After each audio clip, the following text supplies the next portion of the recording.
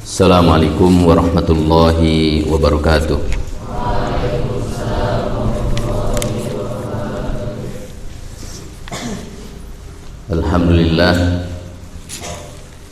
Alhamdulillahilladzi farada alaina fi nahari Ramadan as-siyam wa sanna lana fi layalihil qiyam. Wassalatu wassalamu ala Muhammadin khairil anam wa ala alihi wa sahbihi wa man ittaba'a hudahu ila yaumil qiyamah. Asyhadu an la ilaha illallah wahdahu la syarika lah wa asyhadu anna Muhammadan abduhu wa rasuluh. Ya ayyuhalladzina amanu taqullaha haqqa tuqatih wa la tamutunna illa wa antum muslimun. Ya ayyuhan nasu taqu rabbakumul ladzi khalaqakum min nafsin wahidah wa khalaqa minha zawjaha wa batha minhuma rijalan katsiran wa nisaa'a wattaqullaha alladzi tasaaluna bihi wal arham innallaha kana 'alaikum raqiba. Ya ayyuhalladzina amanu taqullaha wa qulu qawlan sadida yuslih lakum a'malakum wa yaghfir lakum dhunubakum wa may yuti'illaha wa rasulahu faqad faza fawzan 'azima. Amma ba'd, fa inna asdaqal hadithi kitabullah wa khairul huda huda Muhammadin sallallahu alaihi wasallam wa syarrul umuri muhdatsatuha fa inna kulla muhdatsatin bid'ah wa kulla bid'atin dhalalah.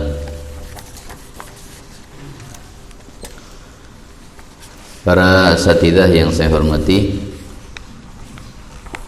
para ikhwah jamaah kajian yang saya hormati, para santri yang saya cintai, alhamdulillah di pagi hari Kamis ini tanggal 28 ya 28 Sya'ban 1446 Hijriah, kita bisa berkumpul di Masjid Al-Khulafaur Rasyidun yang semoga Allah Ta'ala berkahi untuk melaksanakan satu kegiatan yang insya Allah ini Allah akan berikan manfaat kepada kita semuanya, yaitu daurah pembekalan untuk bulan Ramadan yang sebentar lagi akan datang menemui kita. Di antara kewajiban kita sebagai seorang muslim adalah beribadah kepada Allah Subhanahu wa taala ala basirah, di atas ilmu.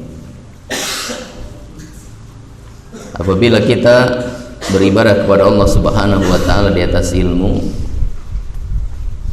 maka ibadah yang kita lakukan ini akan berada di atas petunjuk Rasulullah SAW. Dan di antara syarat diterimanya ibadah adalah mengikuti petunjuk atau sunnah Nabi Muhammad SAW. Maka agar ibadah-ibadah yang kita lakukan di bulan Ramadan, terutama ibadah yang paling istimewa di bulan Ramadan, yaitu saum, agar itu benar dan diterima oleh Allah Subhanahu wa taala, maka kita harus mengetahui ilmu yang berkaitan dengan ibadah-ibadah di bulan Ramadan, terutama ibadah saum. Sebab bagaimana kita akan melaksanakan ibadah tersebut di atas sunnah Nabi SAW apabila kita tidak mengetahui ilmunya. Dan untuk memahami sunnah Nabi SAW di dalam agama ini, baik dalam ibadah maupun yang lainnya, baik dalam masalah saum maupun yang lainnya, maka kita harus mendengar dan melihat penjelasan dari para ulama. Allah Ta'ala telah memerintahkan kepada kita untuk bertanya dan belajar kepada ahlul ilmi di dalam menjalankan agama ini. Allah Ta'ala berfirman, fas'alu ahla dzikri in kuntum la ta'lamun. Maka bertanyalah kepada ahlu dzikr, yaitu ulama, kalau kalian tidak mengetahui. Dengan melihat keterangan dari para ulama, maka apa yang menjadi sunnah dan petunjuk Nabi SAW itu akan kita fahami, dan permasalahannya akan menjadi jelas. Juga kita tidak akan salah memahami. Oleh karena itu, pada kesempatan daurah ini kita akan melihat penjelasan dari para ulama berkaitan dengan ibadah saum di bulan Ramadan, di mana apa yang beliau jelaskan nanti ini kita jadikan sebagai penjelasan dan keterangan di dalam memahami ibadah saum yang disyariatkan oleh Allah Ta'ala dan telah dijelaskan oleh Rasulullah SAW. Kitab yang menjadi bahan daurah kita pada pertemuan sekarang ini, saya memilihkan kitab Zadul Mustaqni, khusus kita pelajari dalam kitab Siyam. Kitab Zadul Mustaqni ini kita mengenal terlebih dahulu tentang kitab dan penyusunnya. Kitab Zadul Mustaqni lengkapnya, nama judulnya adalah Zadul Mustaqni fi ikhtisari al-muqni'. Zadul Mustaqni fi ikhtisari al-muqni'. Jadi kitab ini adalah ringkasan. Zadul Mustaqni ini adalah ringkasan dari kitab asal, yaitu Al-Muqni'.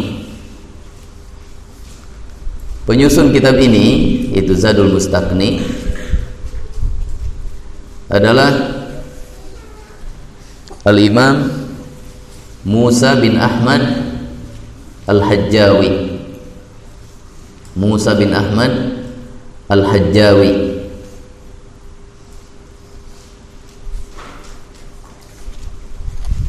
Beliau meninggal pada tahun 968 Hijriah.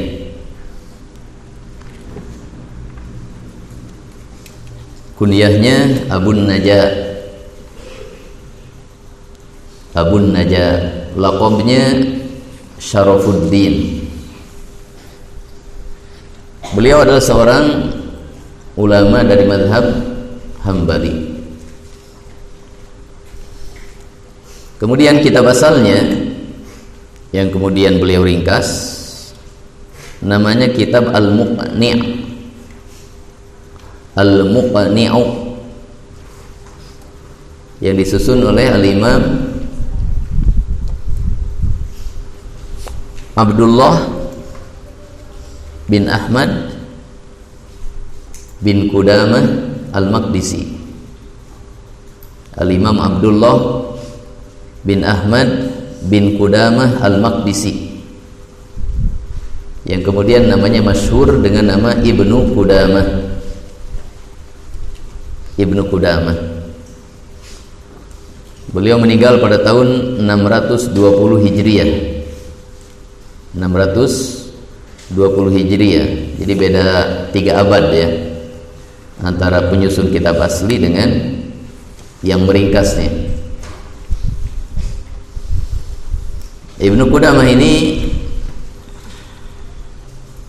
kunyahnya Abu Muhammad. Ya, walaupun Ibnu Qudamah itu sendiri kunyah. Beliau diberi kunyah Abu Muhammad atau Ibnu Qudamah.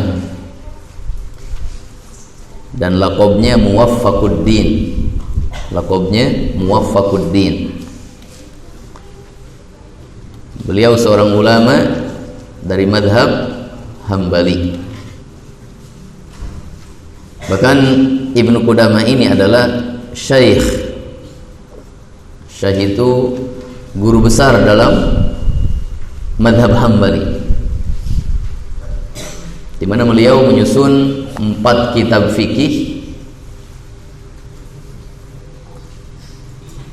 yang mana 4 kitab fikih ini menjadi rujukan di dalam fikih Hambali. Bahkan itu menjadi kitab utama dalam fikih Hambali. Yang pertama ada kitab Al-Umdah. Ini matan untuk pemula dalam fikih Hambali, menyebutkan masalah-masalah fikih dengan satu perkataan di dalam mazhab. Kemudian setelah itu beliau menyusun Al-Muqni'. Ini kitab yang akan kita pelajari tapi ringkasannya itu Zadul Mustaqni. Adapun kitab Al-Muqni' ini sama kitab yang menjelaskan tentang fikih Hambali, tetapi ini adalah untuk pelajar pertengahan, di mana penjelasan di dalam kitab Al-Muqni ini menyampaikan 2 perkataan atau lebih yang ada di dalam madhab Hambali. Kalau tadi Al-Umdah cuma 1 perkataan, kalau Al-Muqni 2 perkataan. Ini untuk pertengahan. Kemudian yang ketiga beliau nyusun kitab Al-Kafi. Al-Kafi ini sama dalam fikih Hambali, dan ini adalah untuk tingkat yang tinggi, di mana dalam kitab Al-Kafi ini permasalahan-permasalahan disampaikan dengan pendapat-pendapat fikih madhab Hambali dengan beberapa perkataan dalamnya, dilengkapi dengan dalil-dalilnya.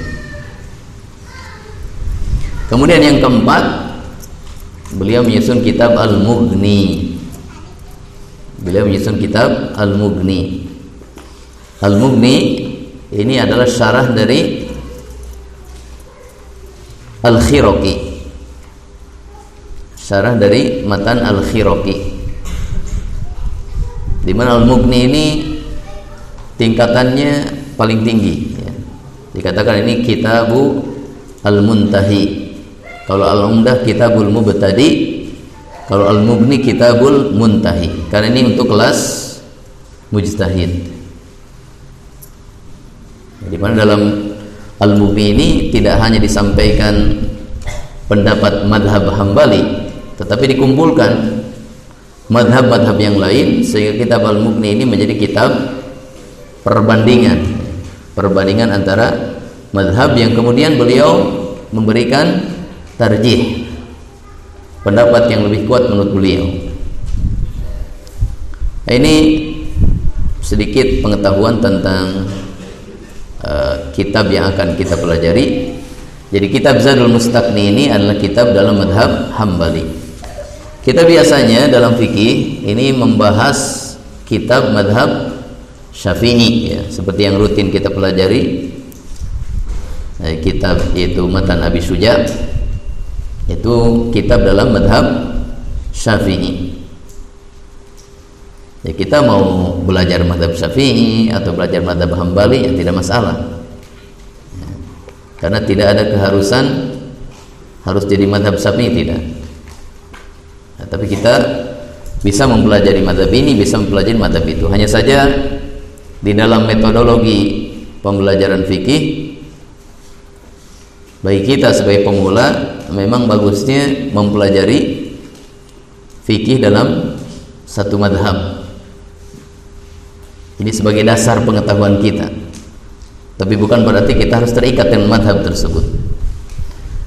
Nah, sengaja saya pilihkan di sini fikih madhab Hambali karena kalau fikih madhab Syafi'i yang rutin kita pelajari itu sudah kita pelajari. Kitab Siyam yang pernah kita pelajari, dan di dalam kajian rutin Sabtu itu sebentar lagi kita pelajari. Ya, kalau tidak salah yang Sabtu ini Kitab Zakat ya, yang Matan Abi Syuja. Nah, setelah Kitab Zakat kita masuk Kitab As-Siyam. Jadi akan kita pelajari. Nah, ini sebagai tambahan pengetahuan bagi kita. Nah, bukan berarti kita ini orang yang sudah mapan dalam fikih sehingga mempelajari ini dan mempelajari itu dari berbagai madhab. Ya, karena kebenaran itu tidak mutlak ada di satu madhab. Ya, dalam satu masalah bisa jadi yang benar madhab ini, dalam masalah ini bisa jadi yang benar di madhab yang lain. Ya, jadi kitab yang akan kita pelajari sekarang ini kitab dalam madhab Hambali.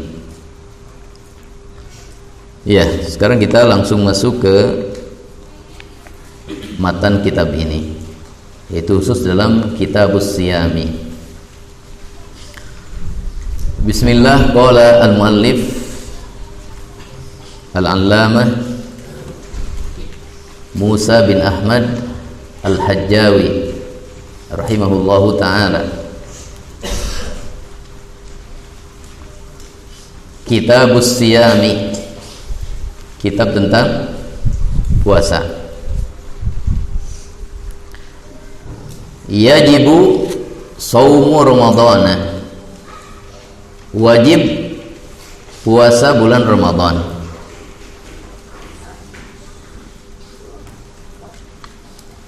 Biru'yati hilalihi, dengan sebab melihat hilalnya, dengan sebab melihat hilalnya. Fa in lam yura, maka apabila tidak terlihat hilal, ma'asahwin, dalam keadaan cerah, lailatul tsalatsina, pada malam ke-30 Sya'ban, pada malam ke-30 Sya'ban, asbahu muftirina, maka besoknya mereka tidak berpuasa.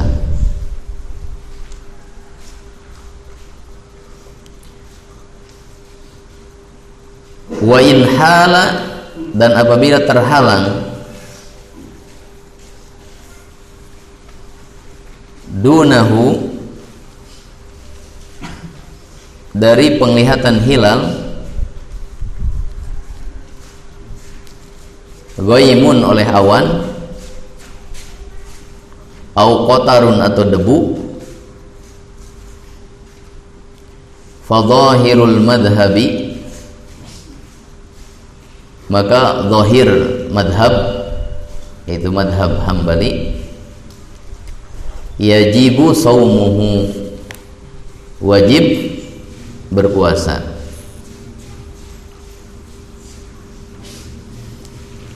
Wa in ru'ya, dan apabila terlihat hilal,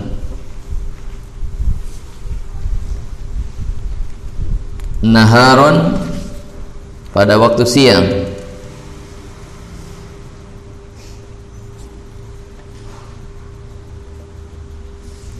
fahuwa, maka itu lillailatil muqbilati, untuk malam berikutnya, untuk malam berikutnya. Wa idza ra'ahu ahlu baladin, dan apabila melihat hilal penduduk suatu negeri, apabila melihat hilal penduduk suatu negeri, laziman nasa kullahum, maka wajib atas manusia seluruhnya, maka wajib atas manusia seluruhnya as-saumu, puasa. Wa yusamu, dan dilakukan saum Ramadan, biru'yati adlin, dengan penglihatan seorang yang adil, dengan penglihatan seorang yang adil, walau untha, walaupun perempuan. Fa idza shamu, maka apabila mereka berpuasa,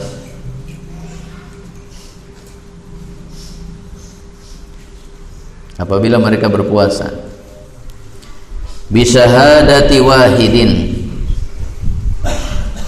dengan persaksian satu orang, dengan persaksian satu orang,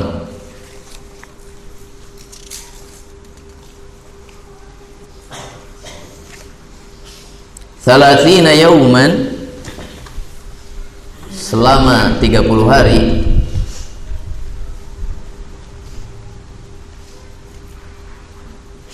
selama 30 hari, falam yural hilalu, falam yura al hilalu, lalu tidak terlihat hilal Syawal,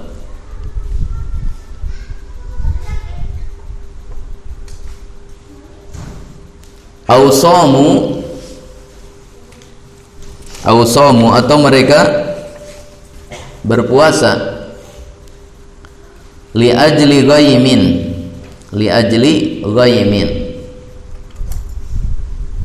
karena adanya awan.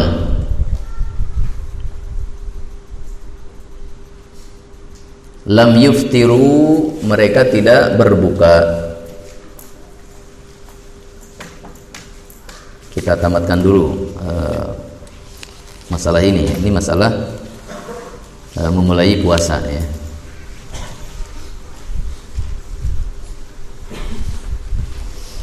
Wa man ra'a, dan barang siapa melihat hilal, wahdahu, sendirian. Wa man ra'a, dan barang siapa melihat wahdahu, sendirian, hilal Ramadhana, hilal bulan Ramadan, warudda qawluhu, dan ditolak perkataannya.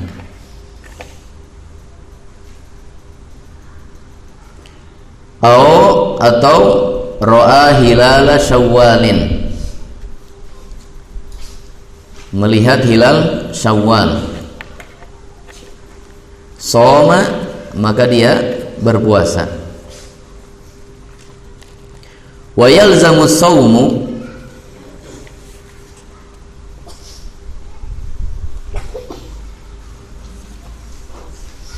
dan wajib saum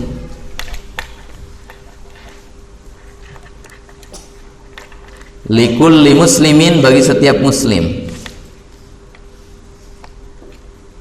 mukallafin, yang mukallaf, qadirin, yang mampu.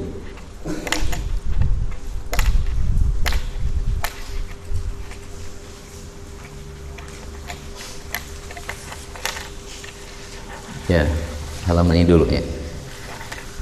Di sini al-muallif rahimahullahu taala menjelaskan kepada kita tentang sebab wajibnya saum Ramadan. Maka beliau mengatakan, yajibu saumu Ramadana, wajib saum Ramadan. Sampai sini kita ambil pelajaran bahwa saum Ramadan hukumnya wajib. Dan ini disepakati oleh para ulama. Allah Ta'ala berfirman dalam Al-Quran, faman syahida minkumus syahra falyasumhu. Barang siapa yang melihat hilal Ramadan, maka dia wajib untuk berpuasa.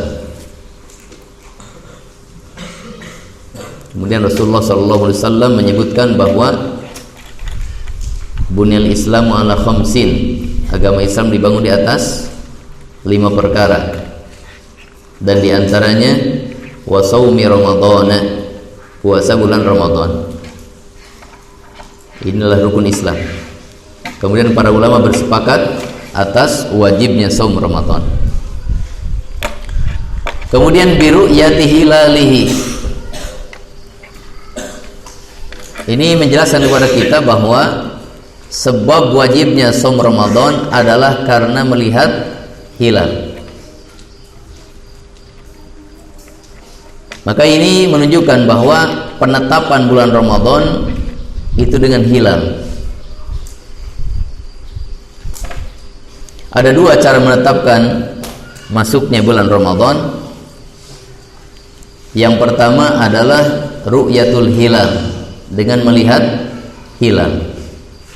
Hilal itu adalah bulan pertama kali muncul, dan itu sangat kecil sekali, dan dia melintas sangat cepat sekali. Untuk beberapa tempat mungkin agak kesulitan melihatnya. Di tempat-tempat yang banyak pepohonan, banyak rumah, banyak hunian, agak sulit melihatnya. Tapi di beberapa tempat yang terbuka, di mana sejauh mata memandang kosong, seperti di gurun pasir umpamanya, atau di pantai, di lautan, maka ini mudah terlihatnya. Sebab pertama adalah melihat hilal. Sebab yang kedua adalah ikmalu Sya'ban, menyempurnakan Sya'ban menjadi 30 hari.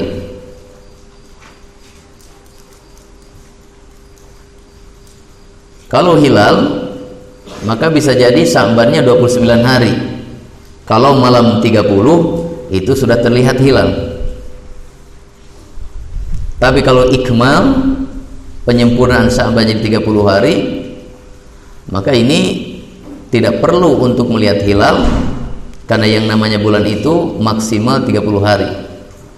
Sehingga kalau Sya'ban sudah 30 hari, maka maghribnya itu tidak perlu untuk melihat hilal lagi, kan dipastikan besoknya sudah Ramadan. Jadi hilal ini dilakukan pada malam 30, tidak perlu dilakukan pada malam 31, karena nggak ada bulan Hijriyah itu yang sampai ke hari 31. Minimal 29, maksimal 30, sebagaimana yang dijelaskan oleh Rasulullah SAW. Asy-syahru hakadha wa hakadha, yang namanya bulan segini dan segini. Beliau berisyarat dengan tangannya. Isyarat pertama 29 hari, dan isyarat yang kedua 30 hari. Maka tidak ada penetapan Ramadan dengan hisab. Hisab ini awal mula digunakan di dalam penetapan Ramadan itu setelah habisnya 3 generasi terbaik pertama di umat ini. Jadi di generasi sahabat, tabi'in, tabi'ut tabi'in, hisab itu tidak digunakan untuk penetapan Ramadan ataupun Syawal. Baru setelah habisnya masa-masa ini, muncullah beberapa orang yang kemudian menggunakan hisab sebagai cara untuk menetapkan Ramadan. Jadi yang benar penetapan Ramadan itu hanya dengan salah satu di antara dua cara tadi. Antara dengan ru'yat, kapan dilakukannya? Malam 30. Ini hari ke-29 malamnya. Kalau kita sekarang ini tanggal 28 ya. Besok hari Jumat tanggal 29. Berarti ru'yat dilakukan sore hari di hari Jumat, yaitu menjelang maghrib atau pada waktu maghribnya. Itu dilakukan ru'yat hilal. Ya, untuk melihat apakah hilal terlihat. Kalau terlihat berarti hari Sabtunya bukan 30 Sya'ban tapi 1 Ramadan. Tapi kalau tidak terlihat maka digenapkan, dilengkapkan. Ini cara yang kedua, al-ikmal, yaitu dilengkapkan Sya'bannya menjadi 30. Berarti besoknya hari 30 Sya'ban. Kemudian malam 31 nggak perlu lihat hilal lagi, karena hari ke-31-nya itu adalah 1 Ramadan, bukan 31 Sya'ban. Kemudian fa illam yura ma sahwin lailatal 30 asbahu muftirin. Kalau pada malam 30 ternyata hilal tidak terlihat, kalau kita ini besok Jumat malam Sabtu, Jumat tanggal 29, malam Sabtunya malam 30, ternyata hilal tidak terlihat, sedangkan cuaca langit cerah, nggak ada yang menghalangi pandangan mata untuk melihat hilal. Asbahu muftirin, maka besoknya tidak berpuasa. Kenapa? Karena besoknya adalah masih bulan Sya'ban, itu tanggal 30. Wa in haladunahu ghaimun. Ini keadaan yang kedua.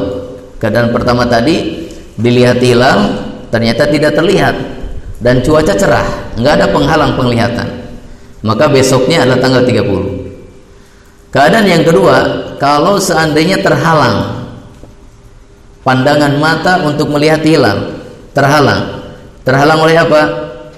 Ghaimun au qatarun, terhalang oleh awan atau terhalang oleh debu, karena mungkin lagi cuaca berdebu ya. Atau terhalang oleh yang lain, umpamanya hujan.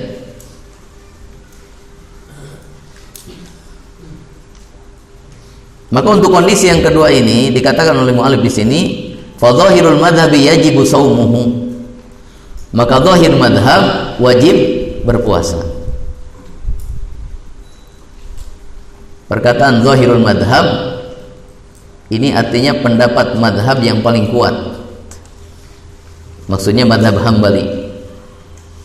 Berarti di sana ada pendapat yang kedua. Apa pendapat yang kedua? Tidak wajib saum.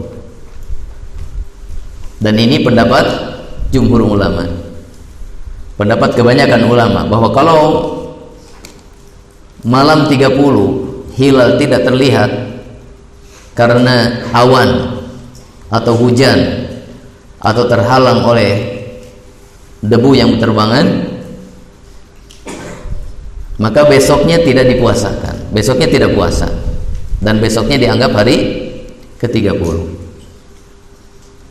Jadi dalam masalah terlihat terhalang pandangan mata dalam melihat hilal oleh awan dan sejenisnya, ini ada perbedaan pendapat, termasuk dalam mazhab Hambali sendiri.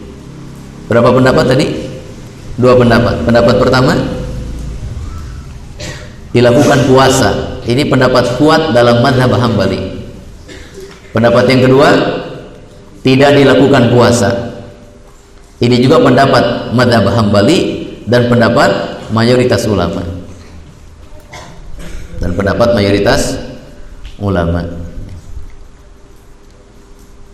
Wallahu alam, kalau melihat kepada tarjih dari Syekh Ibnu Utsaimin rahimahullah dan banyak dari para masyayikh sekarang, maka yang dikuatkan adalah pendapat tidak puasa.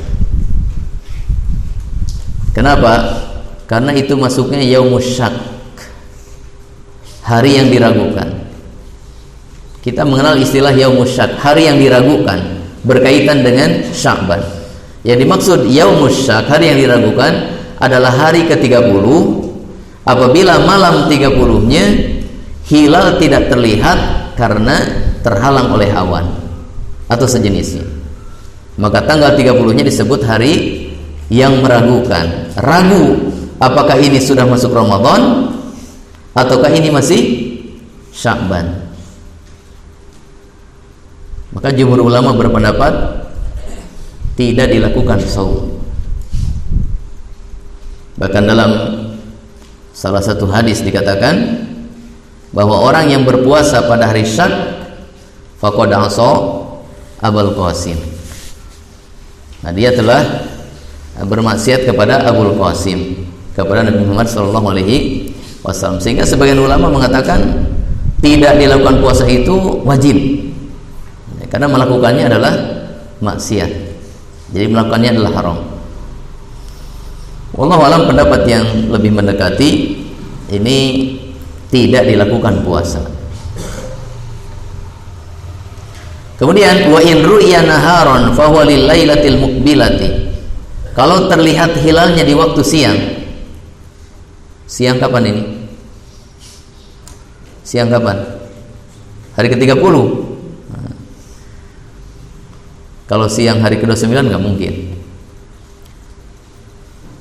Kalau terlihat hilal di waktu siang tanggal hari ke-30, kalau di kita ini misalkan hari Sabtu, siangnya di pagi hari mungkin itu terlihat hilal, maka itu terhitungnya bukan untuk hari itu. Fahuwa lil lailatil muqbilati, itu untuk malam berikutnya. Malam Sabtu dilihat hilal, tidak terlihat. Sabtu paginya atau Sabtu siangnya terlihat hilalnya, maka hari Sabtunya belum Ramadan, karena hilal tersebut dihitung mulainya malam Ahadnya, berarti puasanya besok hari Ahadnya. Ini sebagai contoh. Jadi hilal yang menentukan bahwa besoknya adalah puasa adalah hilal yang terlihat di waktu malamnya. Adapun hilal yang terlihat di waktu siang, maka tidak dihitung untuk malam sebelumnya, tapi dihitung untuk malam berikutnya, sehingga puasanya adalah di hari esoknya. Kemudian wa idza ra'ahu ahlu baladin laziman nasa kullahum as-shaum. Apabila penduduk suatu negeri melihat hilal, maka hukum Ramadannya bukan untuk satu negeri tersebut, tapi untuk seluruh manusia.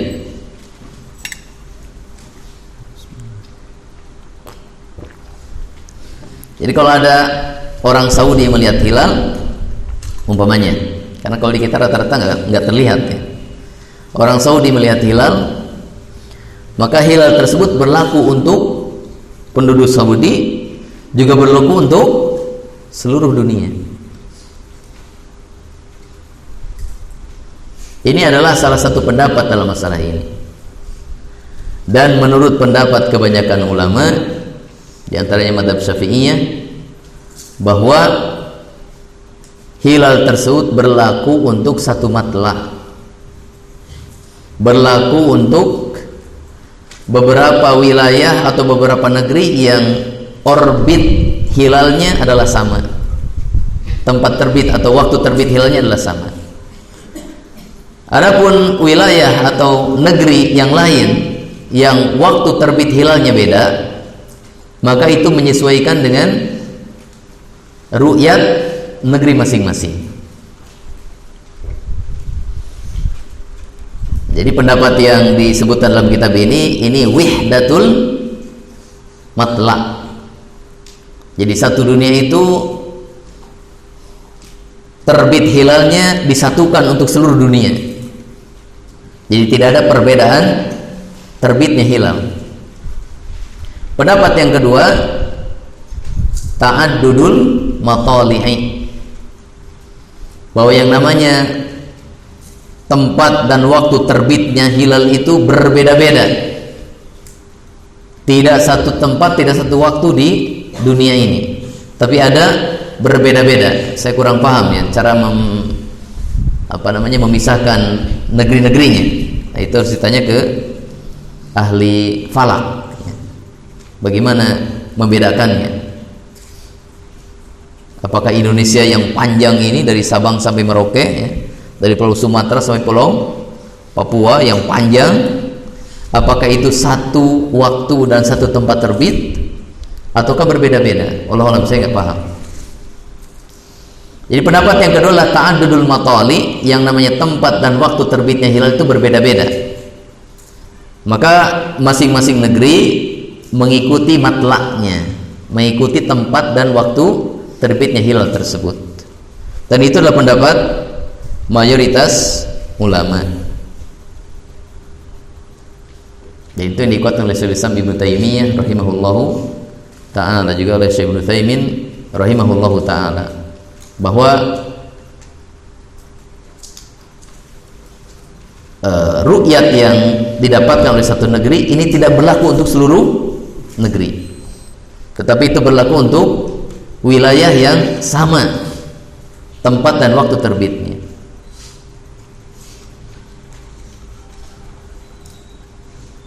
Nah, ini berdasarkan hadis Ibnu Abbas yang diriwayatkan dalam Sahih Muslim, ya, di mana ringkasnya hadis tersebut bahwa antara penduduk Madinah dengan penduduk Syam itu beda waktu puasanya, karena ada perbedaan matlaknya, ada perbedaan tempat atau waktu terbitnya hilal tersebut. Kemudian wa yusamu bi ru'yati adlin walau untha fa idza samu bi syahadati wahidin 30 yawman falam yaral hilalu aw samu li ajli ghaimin lam yuftiru. Ru'yat yang dijadikan dasar untuk penetapan Ramadan ini adalah ru'yat yang dilakukan oleh seorang yang adil. Siapa orang yang adil? Orang yang adil adalah orang yang tidak melakukan dosa besar dan tidak terus-menerus melakukan dosa kecil. Jadi orang yang menghindari dosa besar dan tidak terus-menerus melakukan dosa kecil. Ini orang yang adil. Beliau mengatakan walau unta, walaupun itu perempuan. Jadi di sini menurut beliau, walaupun yang melihat ru'yatnya itu, melihat hilalnya itulah seorang perempuan sendirian, itu bisa diterima. Asal perempuannya adalah perempuan yang adil. Iya. Ini ada dua masalah di sini. Masalah pertama, penetapan masuknya Ramadan itu bisa ditetapkan dengan ru'yat satu orang. Adapun untuk bulan-bulan yang lain seperti Syawal dan yang lainnya, maka tidak ditetapkan kecuali minimal oleh dua saksi. Nah, ini perbedaannya antara Ramadan dan bulan yang lain. Jadi untuk bulan Ramadan bisa ditetapkan masuk satu Ramadan itu dengan persaksian satu orang yang melihat hilal. Adapun untuk bulan-bulan yang lain, maka tidak diterima persaksian satu orang. Minimal berapa? 2 orang. Adapun untuk Ramadan itu sendiri, maka di antara dalil yang menunjukkan bisa diterima persaksian satu orang, pertama adalah ru'yatnya Ibnu Umar, bahwa para sahabat mencoba melihat hilal, nggak ada yang melihat. Ibnu Umar yang melihat sendiri, dan ru'yatnya diterima oleh Rasulullah SAW. Kemudian yang kedua, ru'yat yang dilakukan oleh seorang A'rabi, seorang Arab Badui, yang kemudian melaporkan. Yang ketika melapor kepada Nabi SAW, Nabi bertanya dulu, apakah engkau bersyahadat? Maksudnya apakah engkau seorang muslim? Nah, ternyata dia seorang muslim, maka diterima persaksiannya. Adapun bulan-bulan yang lain, maka Nabi SAW telah menetapkan 2 orang saksi untuk ditetapkannya masuk bulan, ya, untuk selain bulan Ramadan. Jadi nanti kalau Syawal, ya, untuk penetapan satu Syawal, melalui ru'yat, minimal berapa orang saksinya? 2. Kalau satu orang yang melihat ru'yat hilal Syawal, nggak diterima persaksiannya. Masalah yang kedua, masalah persaksian perempuan. Di sini ada ikhtilaf, ya. Termasuk di dalam madhab Hambali itu sendiri. Di sini katakan walau, kata-kata walau ini menunjukkan ada perbedaan pendapat. Jadi para ulama ada yang berpendapat persaksian seorang perempuan atas melihat hilal Ramadan ini bisa diterima. Pendapat yang kedua tidak bisa diterima. Kenapa? Karena ini adalah persaksian laki-laki. Di zaman Nabi SAW yang menyaksikan hilal itu laki-laki, tidak ada perempuan. Ya. Yang berpendapat bahwa itu diterima persaksian perempuan, mereka mengatakan ini karena ru'yat hilal ini berkaitan dengan khobar dini, berita tentang agama. Maka sebagaimana periwayatan hadis itu bisa diterima walaupun cuma satu orang perempuan yang meriwayatkannya, karena ini berkaitan dengan agama, maka demikian juga dengan ru'yat hilal bisa diterima persaksian seorang wanita. Jadi ini adalah masalah yang diperselisihkan. Kemudian beliau mengatakan fa idza shamu bi syahadati wahidin, apabila manusia berpuasa dengan persaksian satu orang ketika masuk Ramadan, kemudian mereka berpuasa sebulan Ramadan, 30 yauman, selama 30 hari. Falam yural hilal, ternyata sampai hari ke-30 hilal nggak terlihat. Jadi malam 30-nya hilal nggak terlihat. Malam 30-nya hilal nggak terlihat. Nah, setelah 29 hari mencoba melihat hilal nggak terlihat. Kemudian pada hari ke-30 coba melihat hilal lagi, ternyata nggak terlihat juga. Paham ini? Maksudnya hilal mana? Syawal. Jadi sudah 30 hari saum Ramadan atas persaksian satu orang yang melihat ru'yat. Sudah 30 hari saum Ramadan. Ternyata malam 31-nya nggak terlihat hilal. Au shaumu li ajli ghaimin, atau berpuasanya karena adanya apa? Awan. Karena tadi di dalam madhab dikatakan bahwa malam 30 Sya'ban kalau hilal tidak terlihat karena ada apa? Awan, maka hari ke-30 Sya'bannya dilakukan puasa sebagai bentuk kehati-hatian, jangan-jangan itu adalah sudah Ramadan. Ternyata setelah 30 hari hilal nggak terlihat. Paham ini? Jadi ada dua sebab di sini. Pertama persaksian satu orang, yang kedua penglihatan hilalnya terhalang oleh awan, yaitu hilal Ramadan. Setelah 30 hari berpuasa, ternyata hilal Syawal tidak terlihat. Maka beliau mengatakan lam yuftiru. Manusia besoknya, kapan besoknya itu? Tanggal berapa? Hari keberapa berarti? 31 Ramadan ya. Itu tidak berbuka. Jadi masih melakukan puasa. Ya. Karena hari ke-30 itu dimungkinkan hari ke-29 ketika memulai puasanya dalam keadaan ru'yatnya terhalang hilal, terhalang oleh awan, atau berdasarkan persaksian satu orang. Bisa jadi hari ke-31 itu adalah hari 30 Ramadan. Ya. Kemudian permasalahan yang berikutnya, wa man ra'a wahdahu hilal ramadhana wa rudda qawluhu. Apabila ada orang melihat hilal Ramadan tapi sendirian.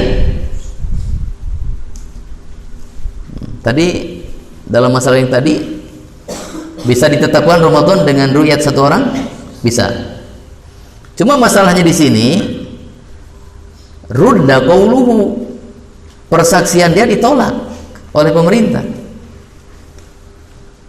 yang lain nggak ada yang melihat, cuma satu orang melihat, dan persaksiannya ditolak oleh pemerintah. Aw ra'a hilal syawalin, atau dia melihat sendirian hilal Syawal. Kalau melihat hilal Syawal sendirian satu orang, jelas tidak akan diterima, karena minimal berapa? 2 orang. Kalau hilal Ramadan bisa jadi diterima, bisa jadi tidak diterima, ya tergantung bagaimana tanggapan dari pemerintah. Kalau hilal Syawal jelas, kalau satu orang tidak diterima. Jadi kalau ada orang melihat hilal Ramadan sendirian dan sebenarnya bisa saja diterima persaksiannya, tapi ternyata ditolak.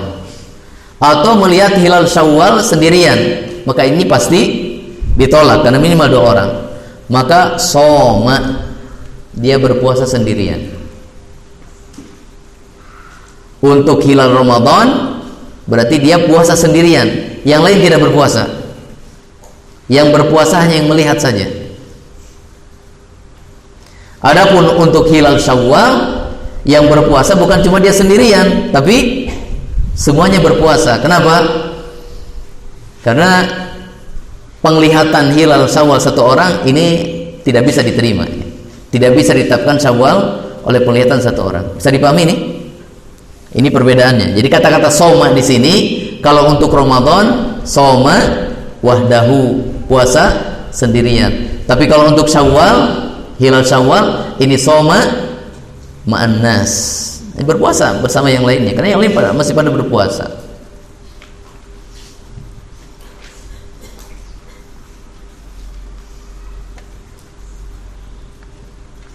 Ya.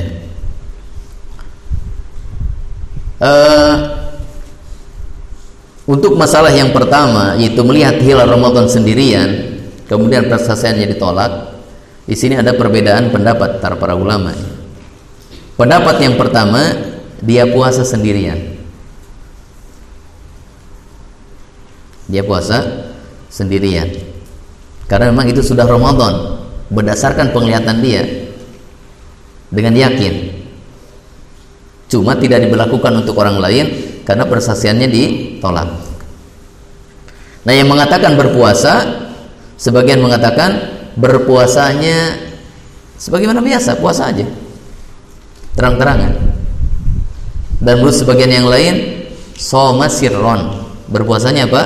Sembunyi-sembunyi, karena dia menyelisihi manusia yang lain.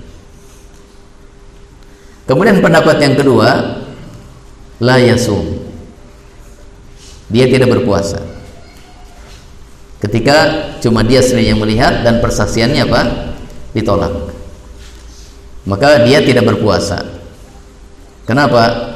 Karena yang namanya bulan itu bersama dengan yang lain. Jadi asy-syahru mastaharu bainan nas. Yang namanya bulan itu adalah yang masyhur di kalangan manusia.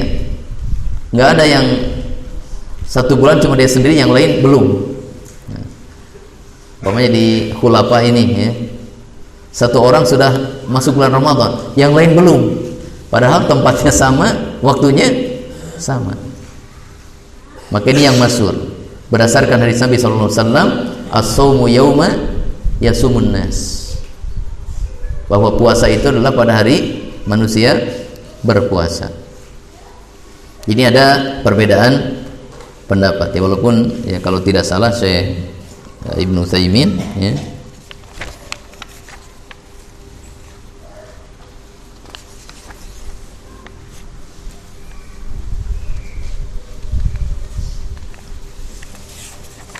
dalam Syarah Mumtinya ini menguatkan ya berpuasa tapi secara apa?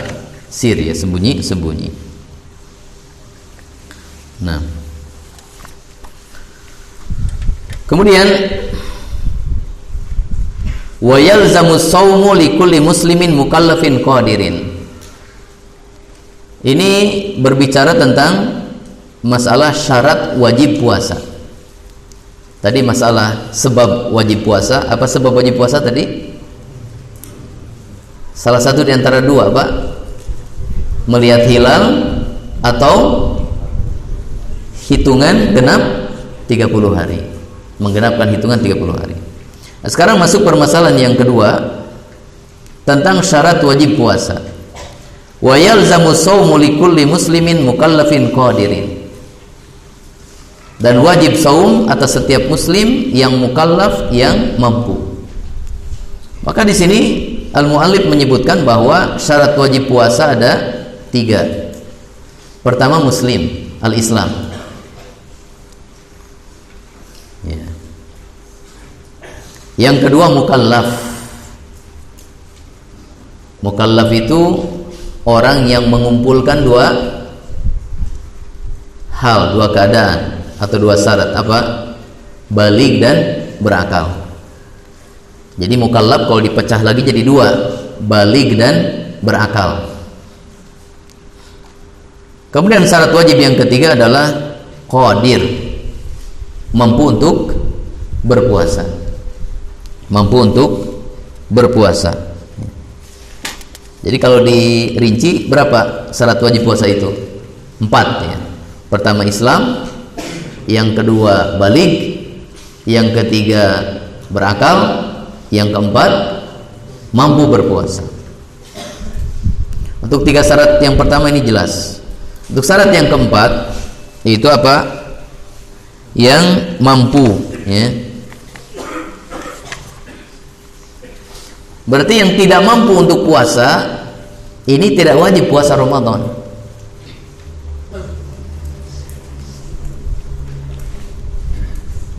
Nah, di sini saya bacakan ya syarah dari Syekh Utsaimin tapi ringkasannya. Wa tabayyana bit tatabbu'i, halaman 6 bagi yang punya mukhtasar syarah Syekh Utsaimin. Wa tabayyana bit tatabbu'i wal istiqra'i annal ajza yanqasimu ila qismain. Jadi dengan mempelajari dalil-dalil yang ada, maka nampaklah yang namanya ketidakmampuan itu ada 2 macam. Qismun tariun, qismun daimun. Macam yang pertama adalah ketidakmampuan yang tidak permanen. Jadi datang sewaktu-waktu. Nah, itu. Tori, tidak permanen. Yang kedua, qismun daimun, ketidakmampuan yang permanen. Bulan Ramadan gak mampu, Syawal juga tidak. Dzulqa'dah, Dzulhijjah nggak mampu selamanya. Tahun ini nggak mampu puasa, tahun depan apalagi gitu. Itu namanya tidak mampu secara permanen. Jadi ada tidak mampu yang tidak permanen, ada yang tidak mampunya itu apa? Permanen. Faktoriu, ketidakmampuan yang tidak permanen, artinya hari ini dia tidak mampu untuk puasa, besok bisa jadi dia mampu. Bulan Ramadan tidak mampu puasa, tapi bulan Syawal dia mampu puasa.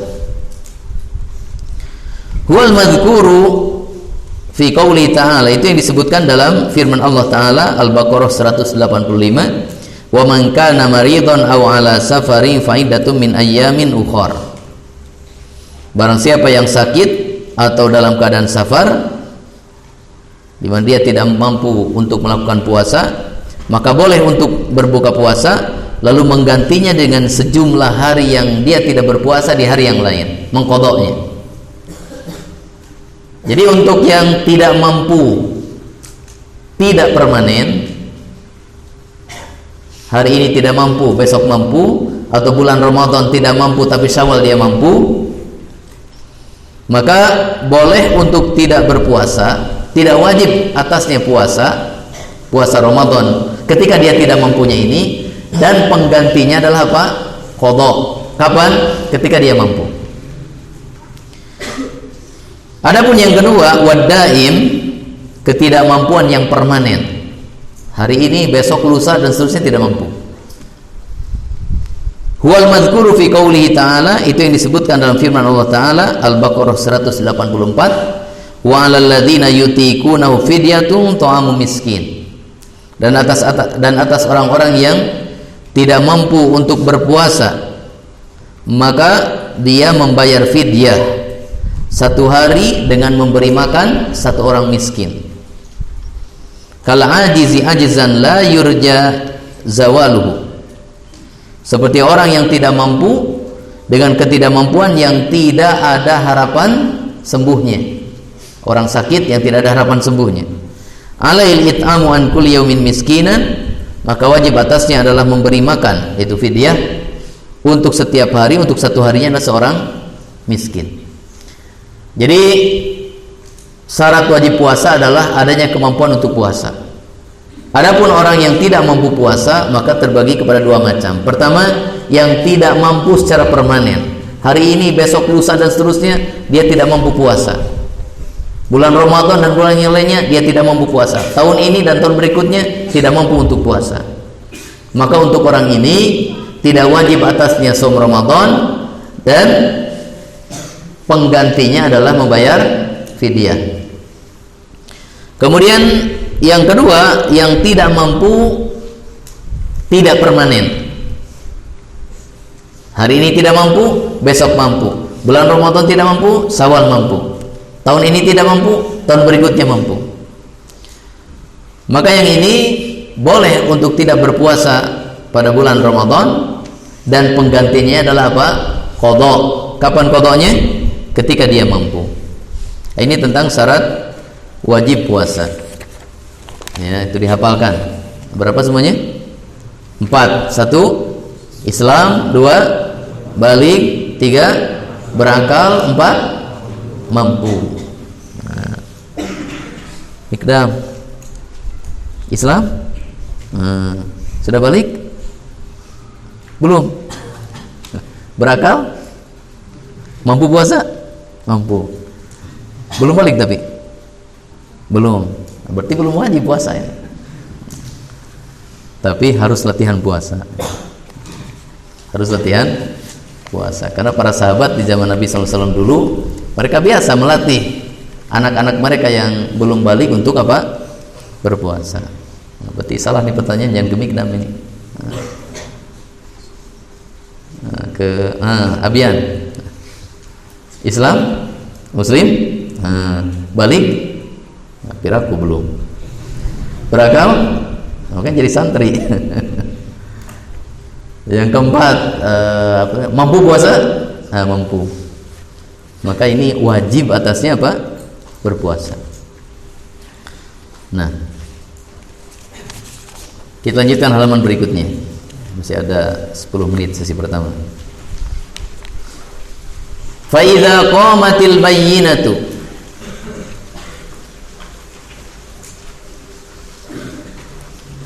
wa idza qamatil bayyinatu, dan apabila tegak bukti fi athna'in nahari, pada pertengahan siang,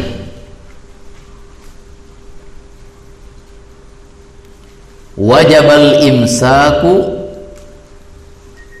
maka wajib untuk menahan,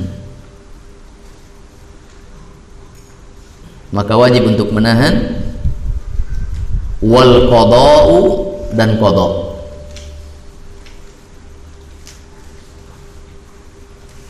Wa ala kulli man sara fi athna'ihi, wa ala kulli, dan atas, dan wajib atas setiap orang, dan wajib atas setiap orang, sara fi athna'ihi, yang menjadi di pertengahannya, di pertengahan siang, menjadi apa? Ahlan liwujubihi, orang yang terkena kewajiban puasa, orang yang terkena kewajiban puasa.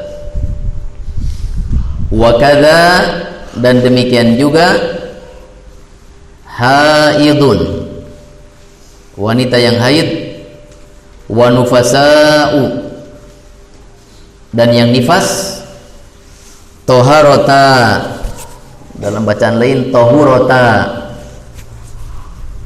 menjadi suci. Wa musafirun, dan musafir qadima muftiran, yang datang ke negerinya, qadima yang datang ke negerinya, muftiran dalam keadaan tidak puasa.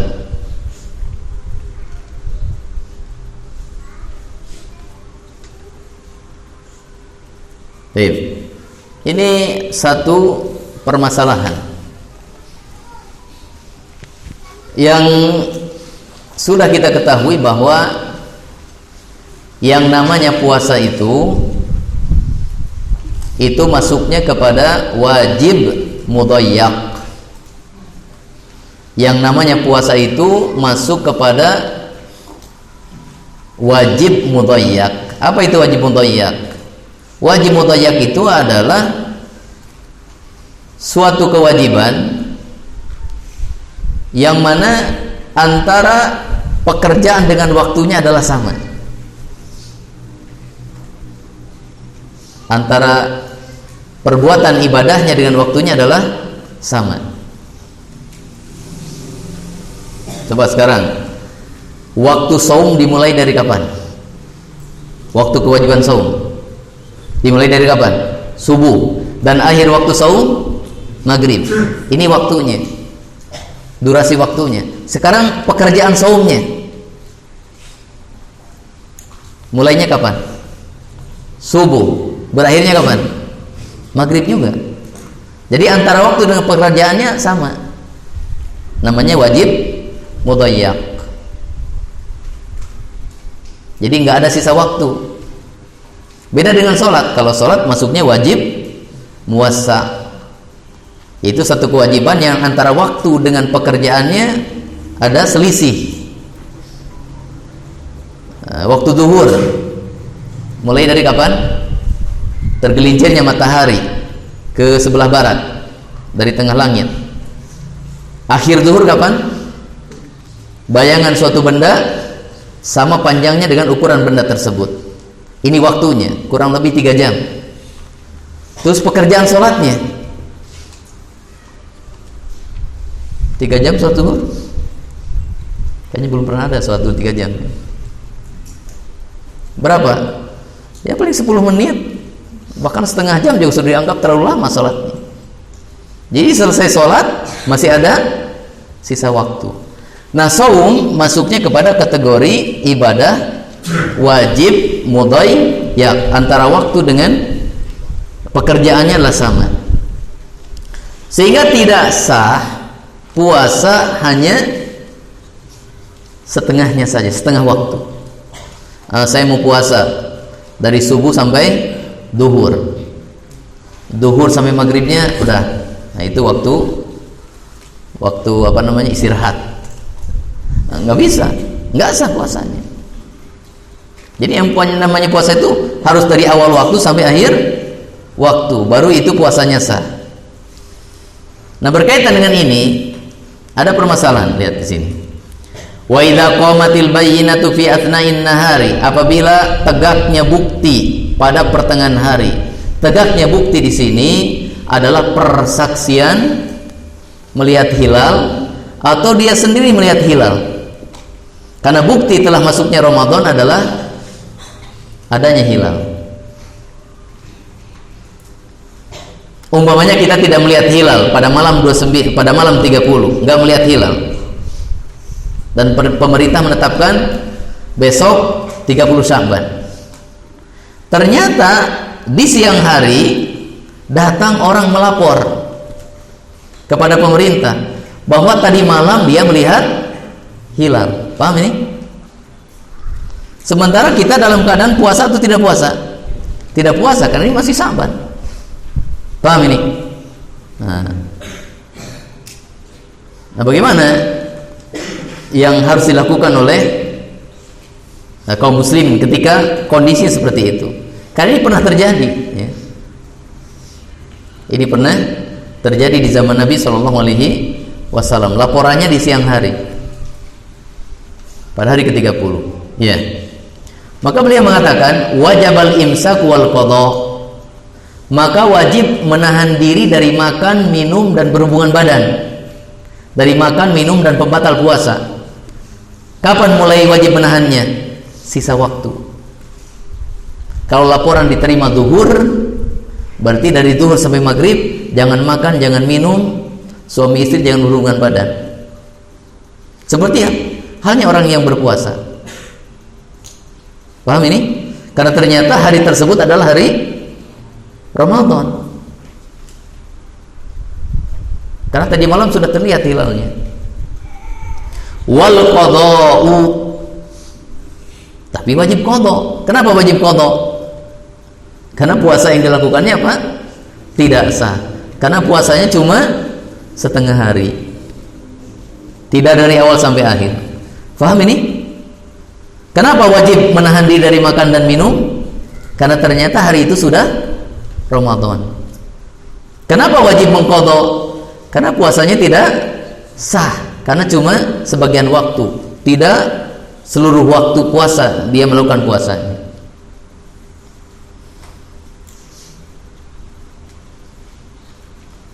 Ini contoh permasalahan dalam mengetahui bahwa kewajiban puasanya itu datang di pertengahan harinya.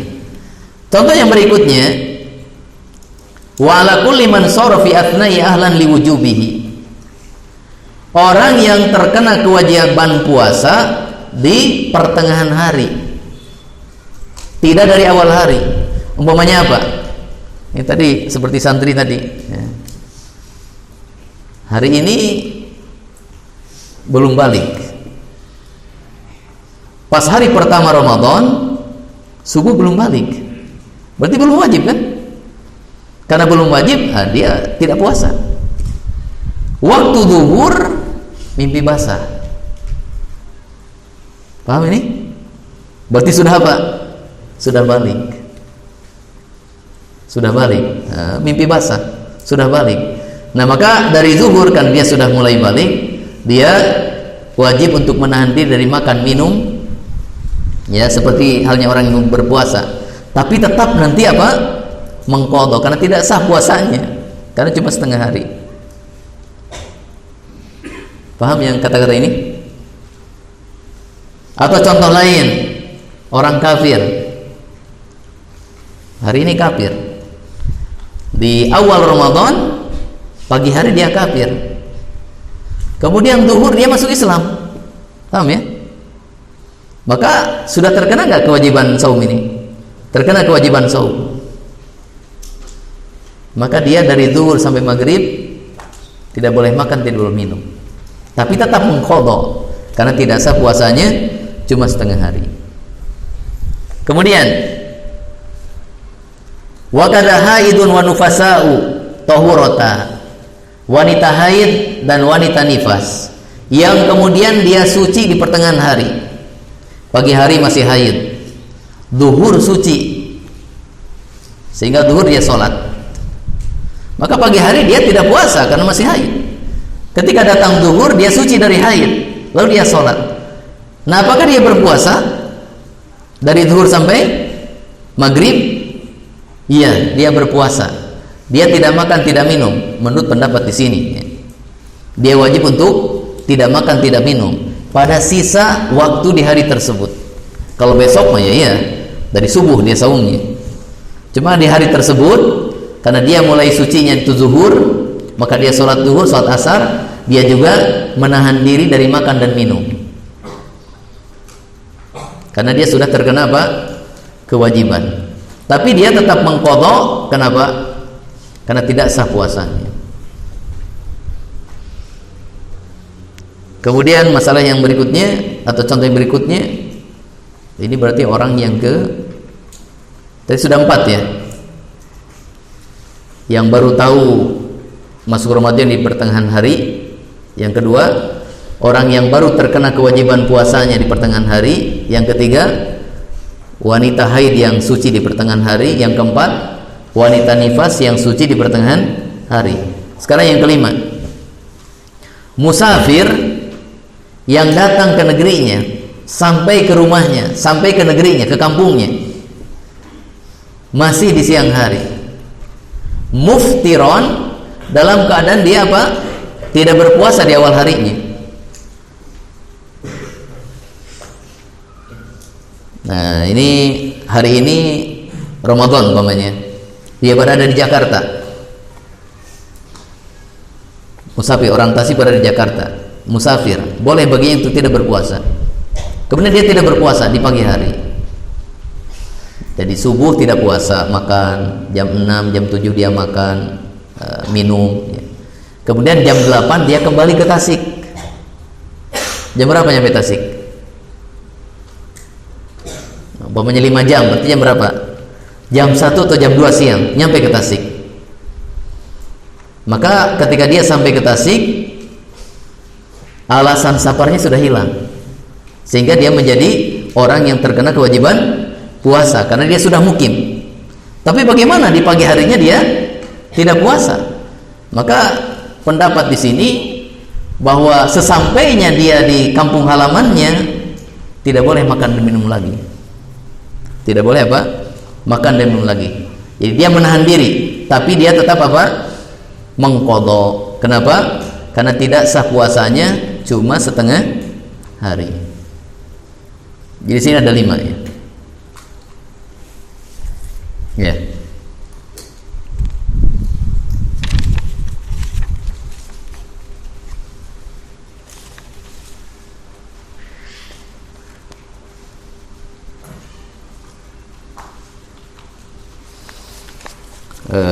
Saya bacakan sedikit ya, perkataan Syekh Ibnu Utsaimin, tapi dalam mukhtasarnya di sini.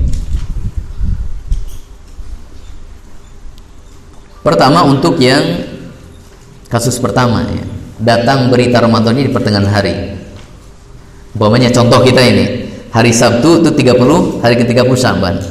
Kita berpuasa karena malam Sabtunya enggak terlihat hilang. Tiba-tiba Sabtu zuhur ada orang melapor ke pemerintah bahwa tadi malam dia melihat hilal. Apa tadi kata mualif? Dia wajib menahan diri dari makan dan minum, tapi dia nanti wajib mengqadha. Ya, berkata Syekh Ibnu Utsaimin, tapi dalam mukhtasarnya, amma wujubul imsak fala syakka fihi wala a'lamu fihi khilafan.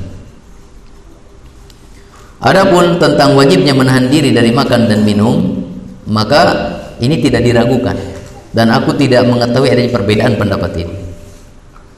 Ya, karena ketika ada orang yang melapor kepada Nabi SAW bahwa ini adalah sudah Ramadan tapi di siang hari, maka Nabi SAW menyuruh untuk mengumumkannya kepada manusia dan menyuruh untuk menahan diri dari makan dan minum.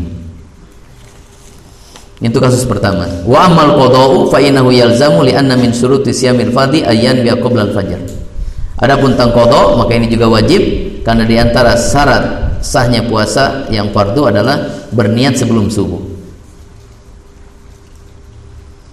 Walaupun di sana ada pendapat ini wa dzaba Syaikhul Islam ila annahu la qada' alaihi fa yajibul imsak dunal qada'.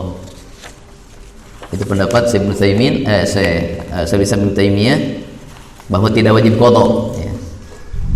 Tapi Syekh Ibnu Utsaimin sendiri menguatkan wajib mengqadanya.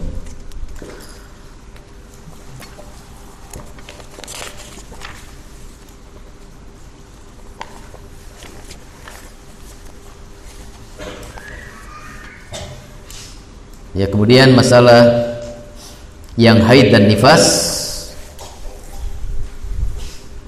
sama tadi ya, wajib menahan diri dari makan dan minum setelah dia suci di pertengahan hari, dan wajib mengqadha. Ini pendapat muallif.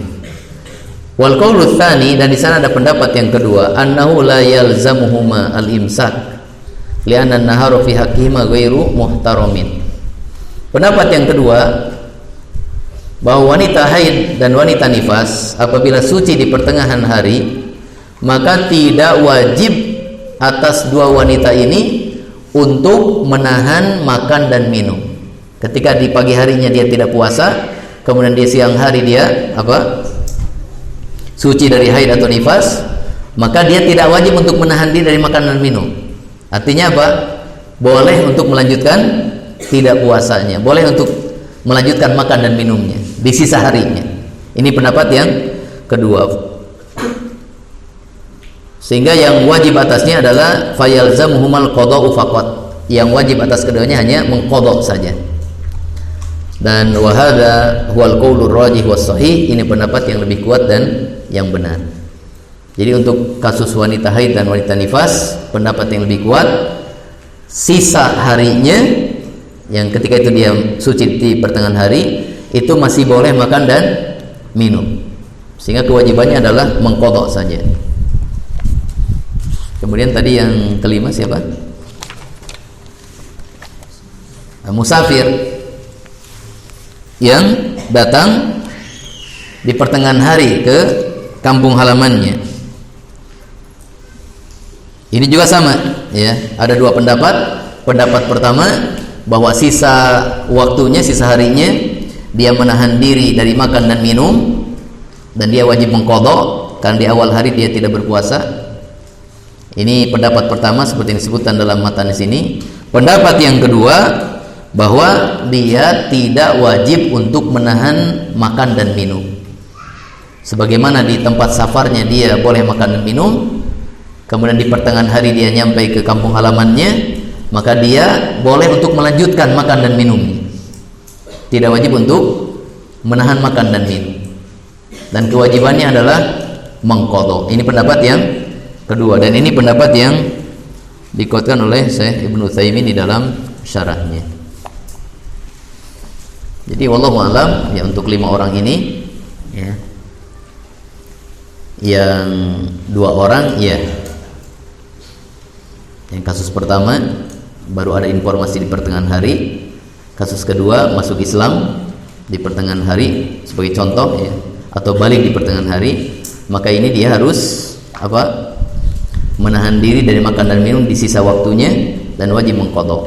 Adapun yang tiganya, yang haid, nifas dan musafir, maka boleh untuk melanjutkan makan dan minumnya, sehingga kewajibannya cuma satu, yaitu mengqadha.